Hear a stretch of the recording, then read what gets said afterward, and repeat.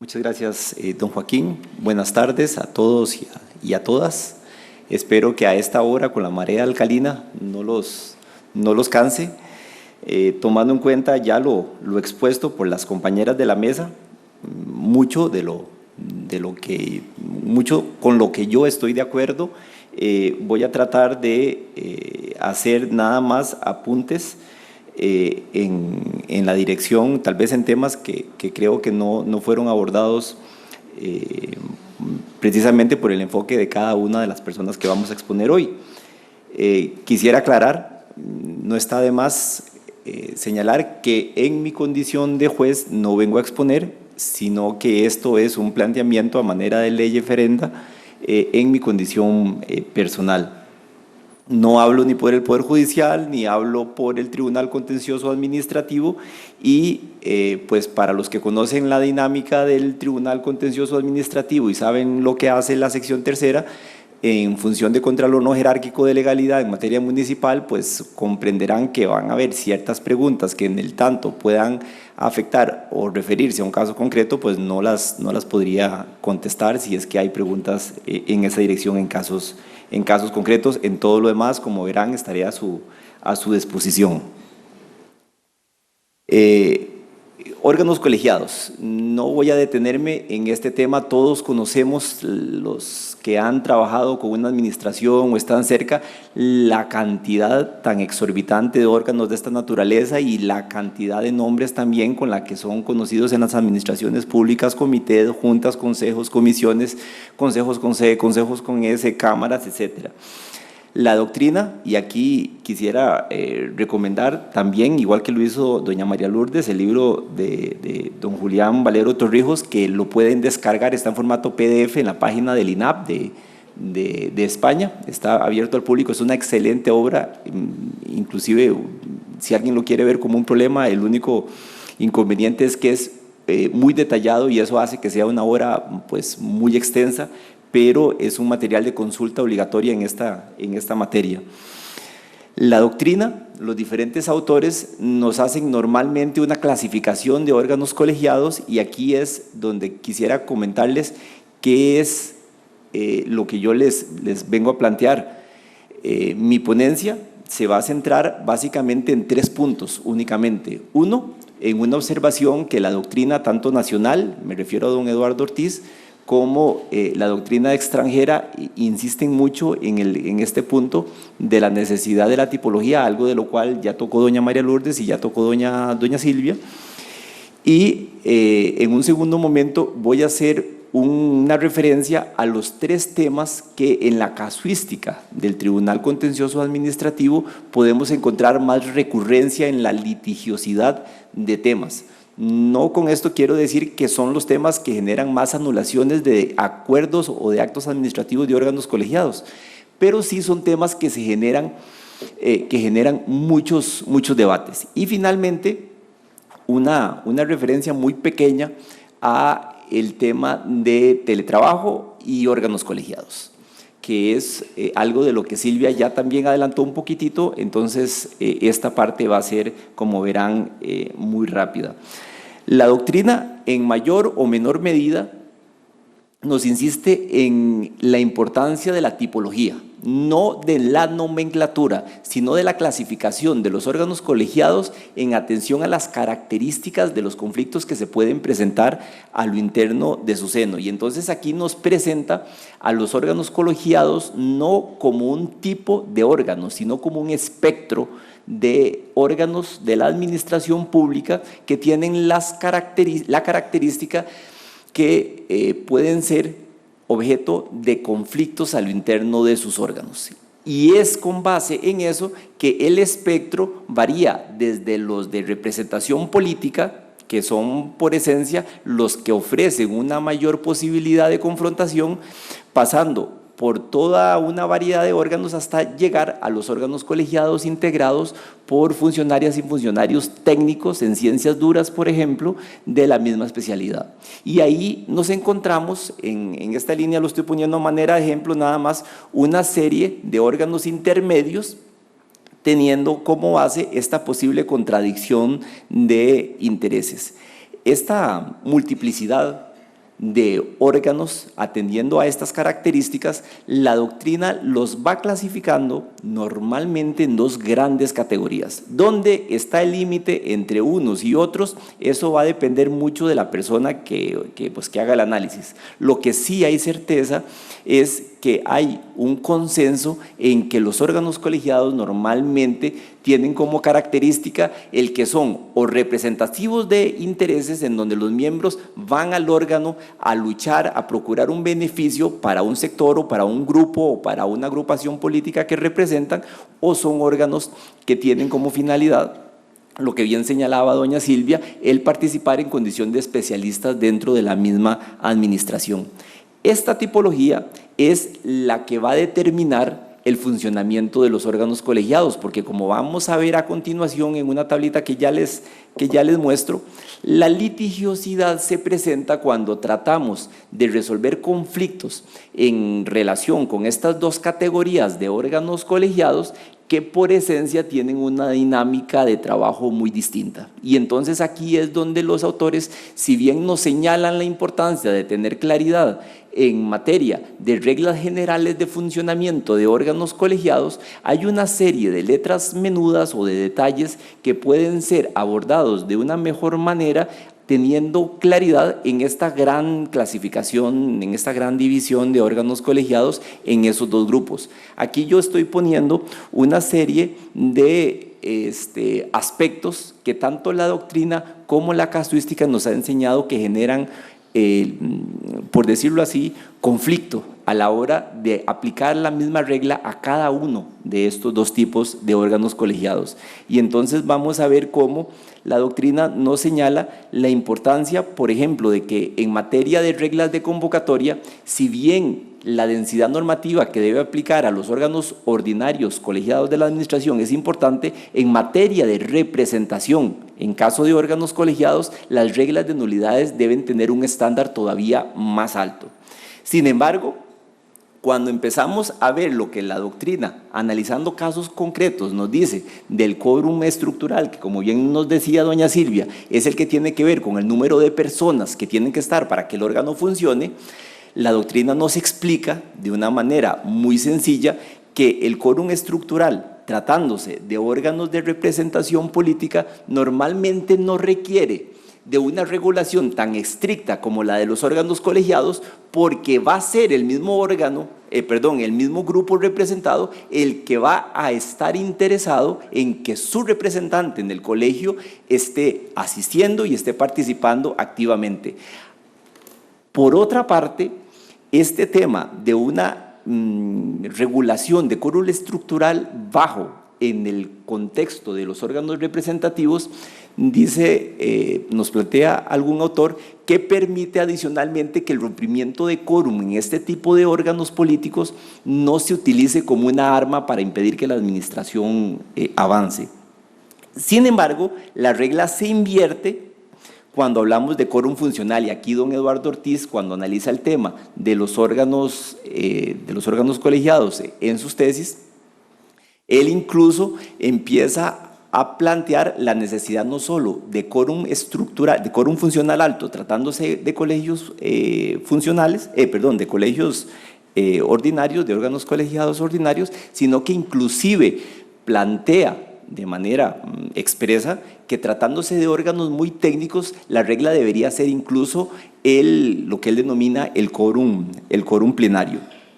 La práctica inclusive nos ha llevado a una discusión importante en materia de suplencias,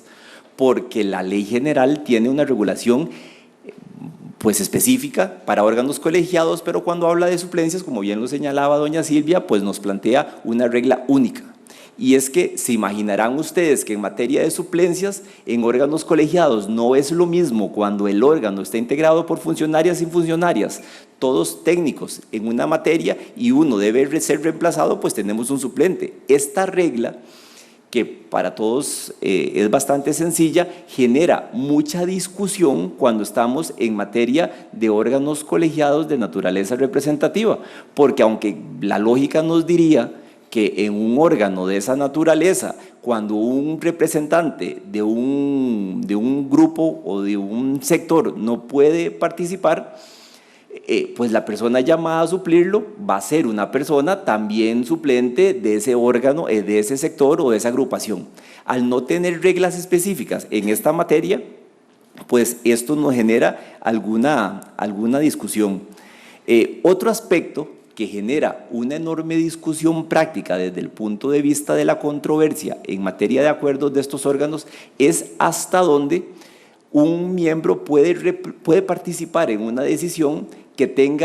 en la cual él o su sector tenga un interés propio. Pues por regla general, cuando estamos ante órganos colegiados,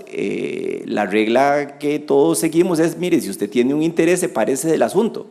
Esto funciona perfectamente en órganos colegiados ordinarios. Sin embargo, en órganos colegiados de naturaleza representativa, la intervención de la persona que está representando en un sector es justamente para buscar la defensa de un interés propio. Y entonces no le podemos decir en el contexto de un órgano colegiado a una señora o un señor que viene a pelear por los intereses, no sé, de los arroceros o de los ganaderos en el órgano colegiado, que no puede votar a favor de los arroceros porque tiene un interés directo. No, mire, es que este es un órgano colegiado.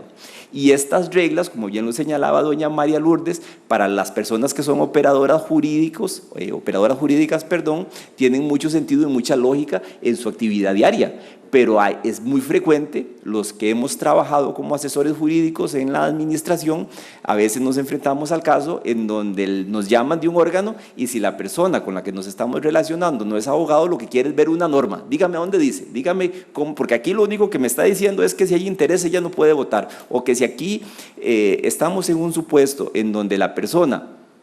tiene que ser sustituida, nosotros tenemos un suplente, así que salado le toca a la suplente que sigue, aunque sea de mi agrupación o de mi sector o de mi partido. Estas especificidades son las que nos llevan a replantearnos la necesidad de, si bien mantener reglas generales, es importante para evitar una serie de conflictos el tener una regulación específica en algunos temas, al menos en estos dos grandes temas. A nivel municipal, inclusive, hemos visto la diferencia que se presenta cuando en un órgano colegiado municipal regido por el Código Municipal tiene como normativa supletoria la ley general, al reglamento municipal y al Código Municipal, de cuando ese órgano utiliza como normativa supletoria del funcionamiento de ese órgano político el reglamento de la Asamblea Legislativa, que es una norma pensada en el contexto del derecho parlamentario para el funcionamiento de un órgano colegiado de naturaleza política donde hay confrontación de intereses. Entonces, a veces es evidente que para el funcionamiento de ese órgano colegiado de naturaleza política, las respuestas más adecuadas en esta materia están en el reglamento de la Asamblea Legislativa como normativa supletoria. Claro, aquí les aclaro, es una materia muy específica y el Código Municipal manda en materia municipal a regular expresamente vía reglamento el funcionamiento de los consejos municipales, y esas normas son las que en algunos casos a su vez mandan a la ley general, mandan al reglamento de la Asamblea. Cuando no, se aplica ley general. Y vieran ustedes la diferencia cuando uno revisa las actas de las municipalidades, cuando se aplica un instrumento o cuando se aplica otro instrumento. El otro tema que yo creo que la cerré, El segundo punto, que aquí sí ya voy terminando por un esquema de tiempo, son los puntos que les comenté hace un rato, que en nuestra dinámica diaria y revisando básicamente el SINALEVI, el sistema de legislación vigente, y el SCIJ, ahora es el famoso Nexus, esta joya que tenemos que usar ahora, nos encontramos tres conjuntos de temas que generan mucho conflicto, y estimaría yo que sería importante que nos pusiéramos de acuerdo a ver en cómo lo vamos a regular. En primer lugar, es la discusión en torno a la prohibición que tiene el artículo 90, inciso E, de la delegación en materia de competencias asignadas a órganos colegiados. Y entonces nos encontramos el 90 que dice el órgano colegiado, en términos generales, podrá delegar únicamente el secretario. Y de repente nos encontramos frente a órganos colegiados que son jerarcas, con una serie de competencias, deben ejercer potestad disciplinaria, por ejemplo, y esto nos presenta una serie de alegatos de naturaleza formal en la que corren ríos de tinta, y hay que entonces tomar decisiones hasta dónde sí y hasta dónde no, pero todo esto desde el punto de vista jurisprudencial, lo cual evidentemente genera problemas de seguridad jurídica. Otro aspecto que es importante cuando nos enfrentamos a órganos colegiados es la regulación que tiene el artículo 56, inciso 2, que habla de la firmeza del acta. Y aquí, además, tenemos un juego de palabras. Los órganos colegiados tienen actas en la que constan los acuerdos, que son los actos administrativos que son recurribles. Y entonces nos enfrentamos al texto que nos hace referencia a que las actas quedarán firmes cuando se aprueben en la sesión siguiente por regla general. Me parece que doña Silvia tocaba ese tema. Sin embargo, esa firmeza del acta no quiere decir firmeza del acto que está en el acta. Más bien, la regla general es que es con esa firmeza del acta en la cual, cuando proceda la notificación de ese acuerdo, es que se abre el plazo para que ese acto administrativo sea impugnado. Y será hasta el momento en que el acto transcurra el tiempo y no haya impugnación, o que habiendo sido impugnado el acto es confirmado, que quedará firme. Sin embargo, la redacción de ese juego de palabras de firmeza del acta y firmeza del acto nos genera una enorme confusión y una serie de impugnaciones que en la vida cotidiana, mire, una buena parte se solventarían por una regulación más expresa. Y el que por mucho se lleva el premio, y ya vamos terminando porque ya tengo la tarjetita, según yo no iba a llegar hasta aquí, pero en fin, ya me la sacaron, es la que tiene que ver con el tema de motivación y particularmente con la motivación indirecta regulada en el artículo 136, inciso 2, es decir, el órgano comunica la decisión que toma y puede motivarlo adjuntando el documento en donde se hace el análisis. Y en órganos colegiados, vieran ustedes lo que se nos presenta, porque por regla general el secretario o la persona que está haciendo la notificación física, lo que pasa es el acuerdo. Acuerdo 25, no. Y ya.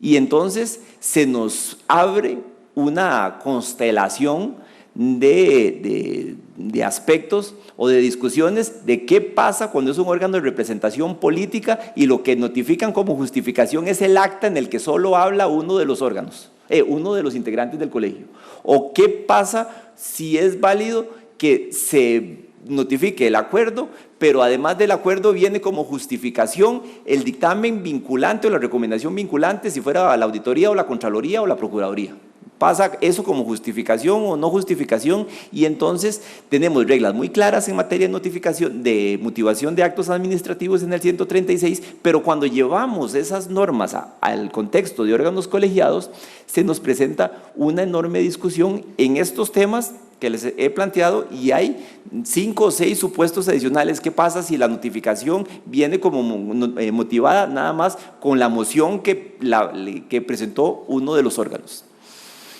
Y la litigiosidad, si ustedes piensan, estos 3 supuestos que les estoy diciendo, que es lo que más dispara la existencia de procesos contenciosos por temas de funcionamiento de órganos colegiales, no tienen que ver con aspectos sustantivos, tienen que ver con una simple claridad en la redacción.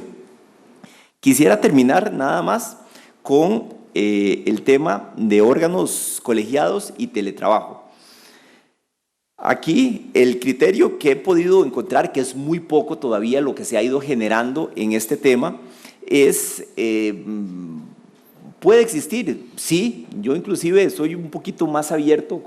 a lo que nos planteaba doña Silvia, mientras haya garantía de la acreditación de los miembros que están participando, en el tanto los miembros puedan acceder a todos los materiales que en el colegio se están utilizando. Es decir, si hay un momento en la discusión del orden del día para ver correspondencia, si alguien está de forma remota, bueno, una de las condiciones es que si la persona que está de forma remota participando del colegio quiere ver la correspondencia que se está leyendo, el colegio, para que eso funcione de manera adecuada, tiene que tener la capacidad de que esa persona integrante del colegio pueda acceder a ese documento en ese momento. Temas de soporte, cuando la sesión sea grabada, tiene que constar las participaciones de la persona que está participando de manera remota. Hay muchos órganos colegiados que ya en este momento tienen publicidad por internet, algunas juntas directivas o algunos consejos tienen publicidad por internet en vivo, y entonces esta participación